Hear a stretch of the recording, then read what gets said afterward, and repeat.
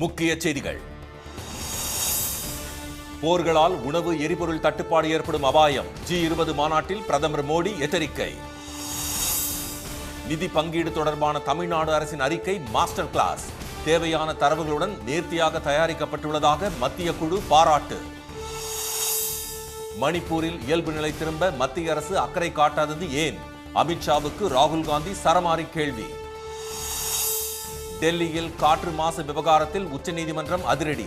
முன் அனுமதியின்றி கட்டுப்பாடுகளை தளர்த்தக்கூடாது என நீதிபதிகள் கண்டிப்பு.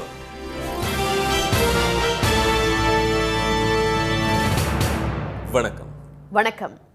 உலகில் போர்களால் உணவு, எரிபொருள் உள்ளிட்ட அத்தியாவசிய பொருட்களுக்கு தட்டுப்பாடு ஏற்படும் நிலை உருவாகியுள்ளதாக G20 மாநாட்டில் பிரதமர் திரு மோடி தெரிவித்துள்ளார். G20 நாடுகளின் உச்சி மாநாடு பிரேசில் தலைநகர் ரியோ டி ஜெனிரோவில் நேற்று தொடங்கியது. இந்த மாநாட்டில் இந்தியா, அமெரிக்கா, சீனா, பிரான்ஸ், ஜெர்மனி, ஆஸ்திரேலியா உள்ளிட்ட பல நாடுகளின் தலைவர்கள் பங்கேற்றுள்ளனர். மாநாட்டின் தொடக்க அமர்வில் கலந்து கொண்ட பிரதமர் திரு மோடி சமூக உள்ளடக்கம், பசி மற்றும் வறுமைக்கு எதிரான போராட்டம் என்ற தலைப்பில் உரையாற்றினார். அப்போது நிலையான வளர்ச்சி என்ற கருப்பொருளில் இம்மாநாடு நடைபெறுவது சிறப்பானது என்று குறிப்பிட்ட திரு மோடி, வறுமை மற்றும் பசிக்கு எதிரான உலகளாவிய கூட்டணியை உருவாக்க பிரேசில் எடுத்து வரும் முயற்சிகள் பாராட்டுக்குரியது என்றார். மேலும் வறுமையை அகற்ற இந்தியா பல்வேறு திட்டங்களை செயல்படுத்தி வருவதாகவும், கடந்த 10 ஆண்டுகளில் 25 கோடி பேர் வறுமையின் பிடியிலிருந்து மீட்கப்பட்டுள்ளனர் என்றும் பிரதமர் குறிப்பிட்டார். உலக அளவில் தற்போது நடைபெற்று வரும் போர்களின் தாக்கத்தால் உணவு, எரிபொருள், உரம் ஆகியவற்றிற்கு பெரும் தட்டுப்பாடு ஏற்பட வாய்ப்புள்ளதாகவும், இது உலகின் தெற்கு பகுதி நாடுகளை அதிகம் பாதிக்கும் என்றும் பிரதமர் திரு மோடி தனது உரையில் குறிப்பிட்டார். G20 மாநாட்டில் முன்னதாக அமெரிக்க அதிபர் ஜோ பைடனை பிரதமர் திரு மோடி சந்தித்து பேசினார். இதுபோல் இத்தாலி பிரதமர் மெலோனி, தென்னாப்பிரிக்க அதிபர் ராமபோசா உள்ளிட்ட பல்வேறு நாடுகளின் தலைவர்களுடனும் திரு மோடி உரையாடினார். இந்த மாநாட்டை முடித்துக் கொண்டு பிரதமர் அங்கிருந்து கயானாவுக்கு புறப்பட்டுச் செல்கிறார். நிதி பங்கீடு தொடர்பாக தமிழ்நாடு அரசு சமர்ப்பித்த அறிக்கைக்கு மத்திய அரசின் நிதிக்குழு பாராட்டு தெரிவித்துள்ளது. மத்திய மாநில அரசுகளுக்கு இடையிலான நிதி பகிர்வு தொடர்பான பரிந்துரைகளை வழங்க மத்திய அரசு சார்பில் நிதிக்குழு அமைக்கப்படுகிறது.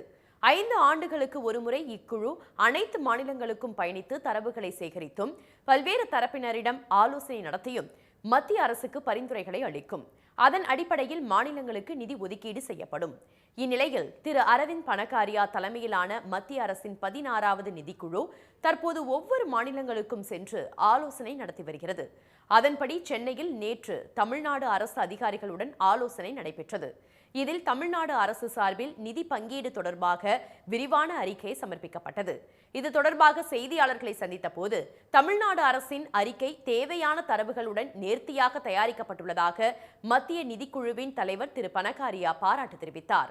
இந்த அறிக்கை ஒரு மாஸ்டர் கிளாஸ் என்றும் அவர் வெகுவாக பாராட்டினார். The presentation was done very painstakingly, very systematically. And when I described the presentation after it had been completed, what I called it was that this was a master class for any commission. It was by far the most well-researched and most comprehensive, very analytic presentation.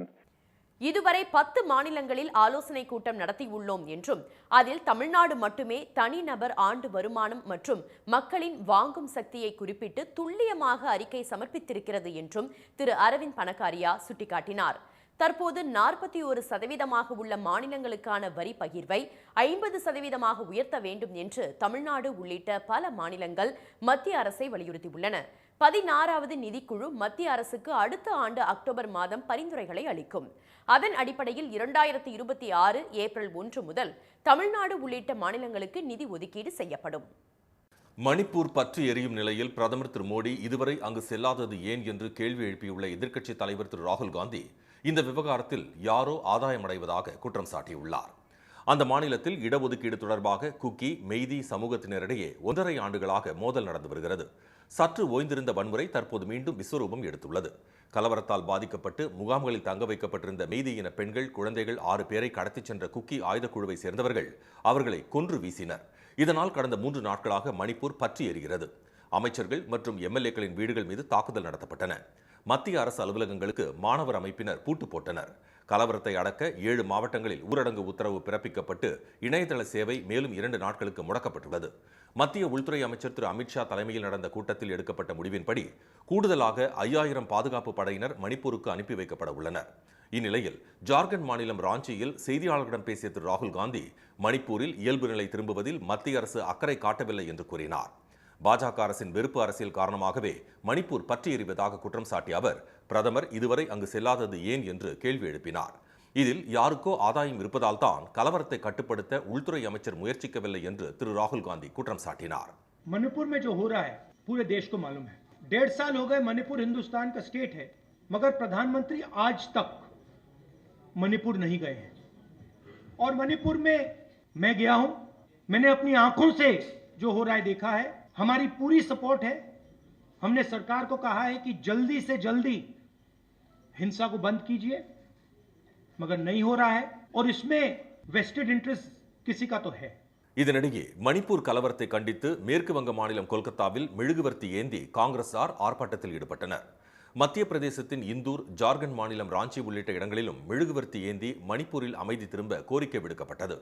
டெல்லியில் காற்று மாசு குறைவதற்காக graph 4 கீழ் எடுக்கப்பட்டுள்ள கடுமையான நடவடிக்கைகளை முன் அனுமதியின்றி குறைக்கக்கூடாது என்று மாநில அரசிடம் உச்சநீதிமன்றம் திட்டவட்டமாக தெரிவித்துள்ளது. காற்று மாசு குறித்த வழக்கு நீதிபதிகள் திரு அபய் ஓகா, திரு அகஸ்டின் ஜார்ஜ் அடங்கிய அமர்வு முன்பு நேற்று விசாரணைக்கு வந்தது. அப்போது டெல்லி அரசு சார்பில் ஆஜரான வழக்கறிஞர் தலைநகரில் கிராப்பின் 4ஆம் கட்டம் அமல்படுத்தப்பட்டுள்ளது என்றும் கனரக வாகனங்கள் தேசிய தலைநகருக்குள் நுழைய தடை விதிக்கப்பட்டுள்ளது என்றும் தெரிவித்தார். அப்போது காற்றின் தர குறியீடு 300 மற்றும் 400க்கு இடையில் உள்ளபோது நிலை 4 செயல்படுத்தப்பட வேண்டும் என்று கூறிய நீதிபதிகள் கிராப்பின் நிலை 4ஐ பயன்படுத்துவதை தாமதப்படுத்துவதன் மூலம் இந்த விஷயங்களில் எப்படி ரிஸ்க் எடுக்க முடியும் என்று கேள்வி எழுப்பினர்.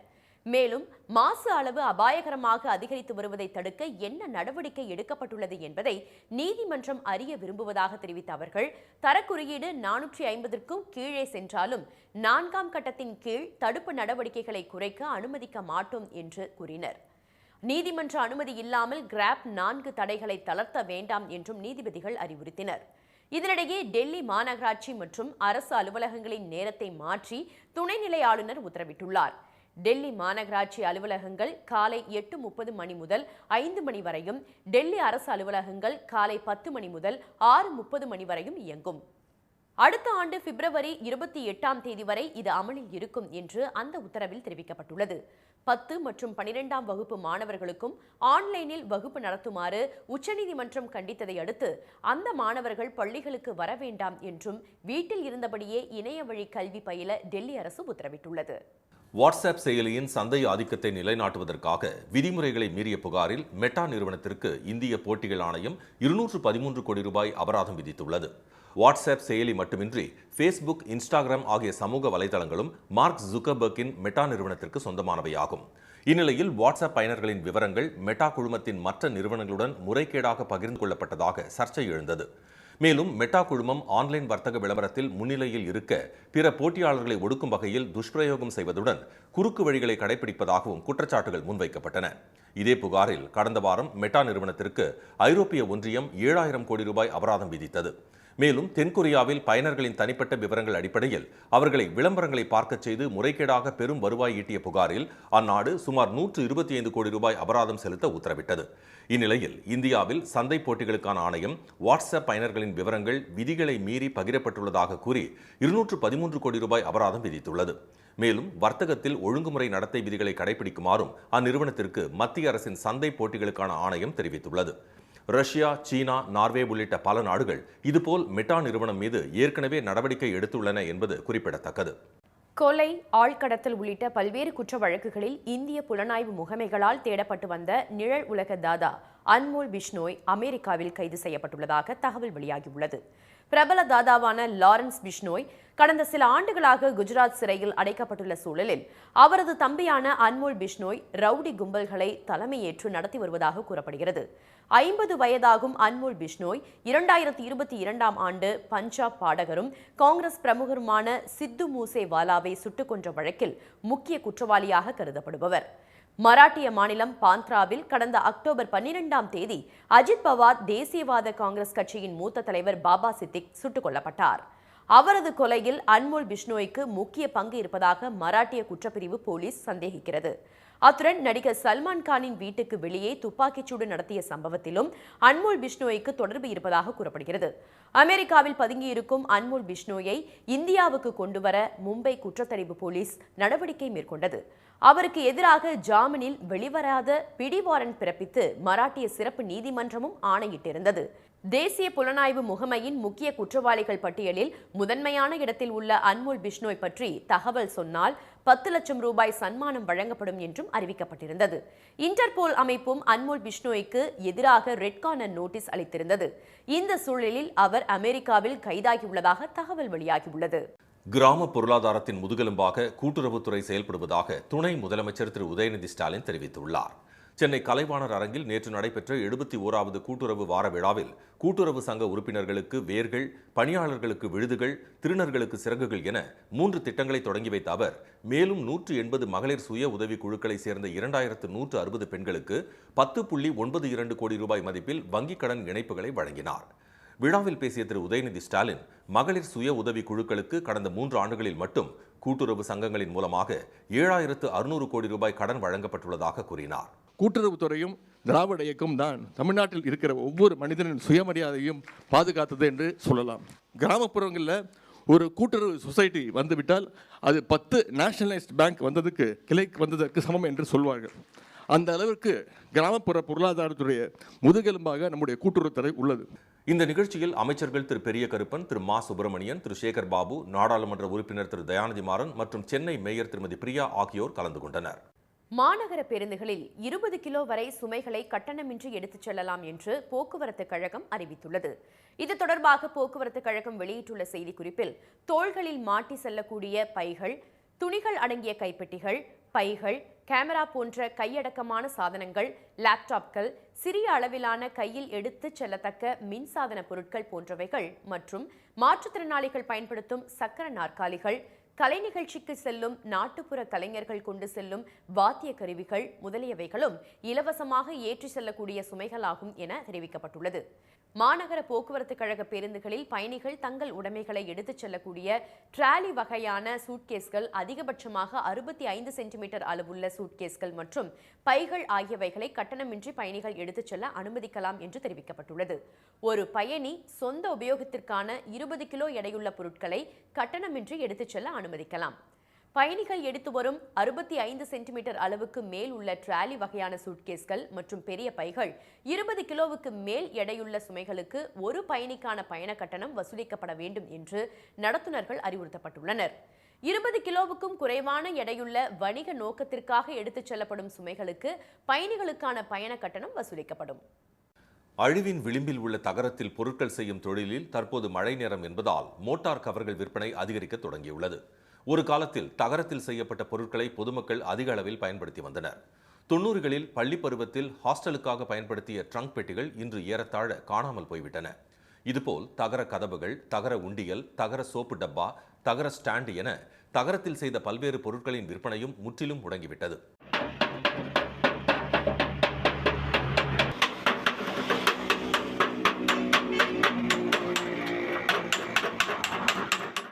இந்நிலையில் தூத்துக்குடி மாவட்டம் ஆழ்வார் திருநகரியைச் சேர்ந்த பாஜ்மீர் முகமது என்பவர் தென் திருப்பேரையில் தகரப் பொருட்கள் செய்யும் தொழிலை இன்றும் செய்து வருகிறார். தகரத்தில் மோட்டார் கவர்கள், மீட்டர் பாக்ஸ் கவர்கள், முறம், ஹோட்டல் மற்றும் பேக்கரிகளில் பயன்படுத்தப்படும் புகை வெளியேற்றும் குழாய் உள்ளிட்ட பொருட்களை தயார் செய்து வருகிறார்.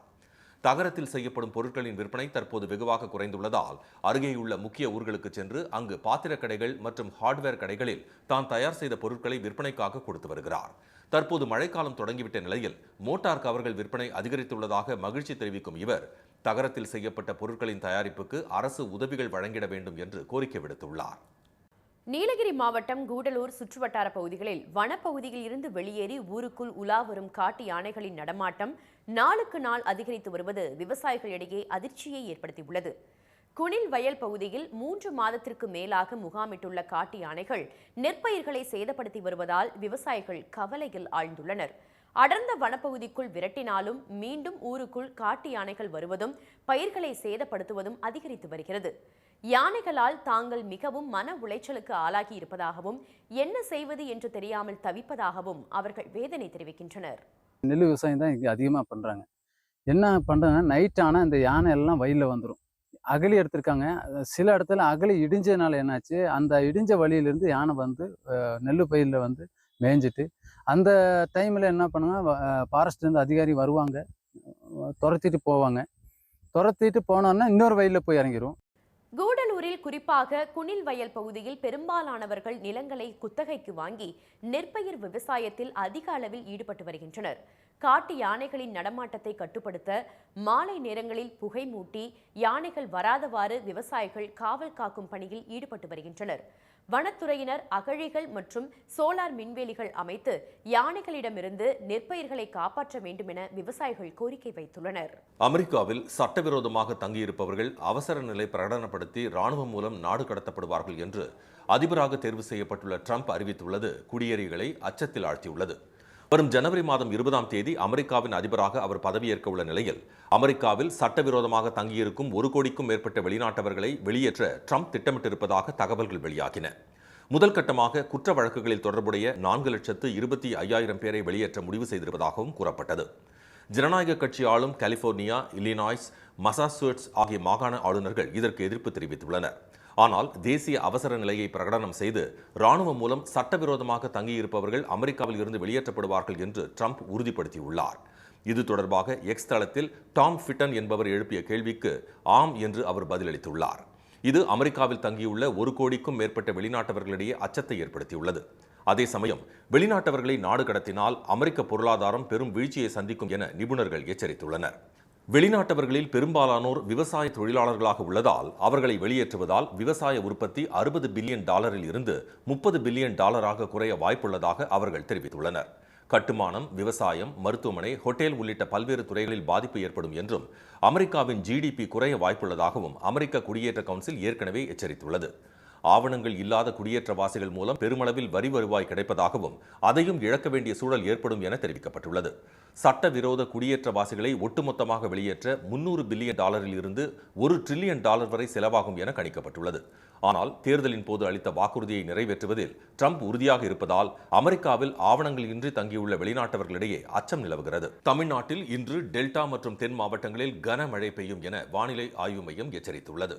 குமரிக்கடல் மற்றும் அதனை ஒட்டிய மேல் பகுதிகளின் மேல் ஒரு வளிமண்டல கீழடுக்கு சுழற்சி நிலவுவதால் தமிழ்நாடு, புதுச்சேரி மற்றும் காரைக்கால் பகுதிகளில் வரும் 24ஆம் தேதி வரை பரவலாக மிதமான மழை பெய்யும் என தெரிவிக்கப்பட்டுள்ளது.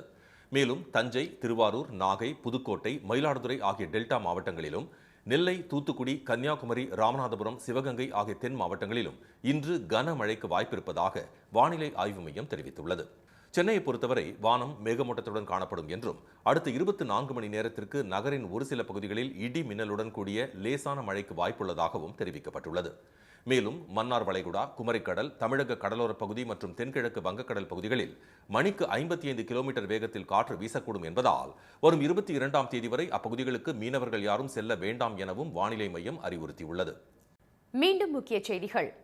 உலகில் போர்களால் உணவு, எரிபொருள் உள்ளிட்ட அத்தியாவசிய பொருட்களுக்கு தட்டுப்பாடு ஏற்படும் நிலை உருவாகியுள்ளதாக G20 மாநாட்டில் பிரதமர் மோடி தெரிவித்துள்ளார்.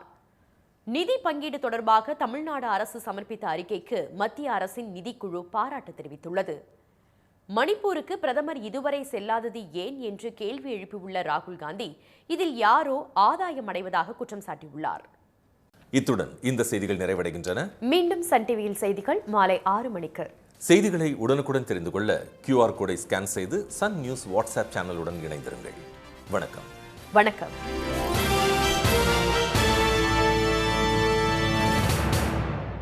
உடனுக்குடன் செய்திகளை தெரிந்து கொள்ள சன் நியூஸ் பெல் ஐகானை கிளிக் பண்ணுங்க.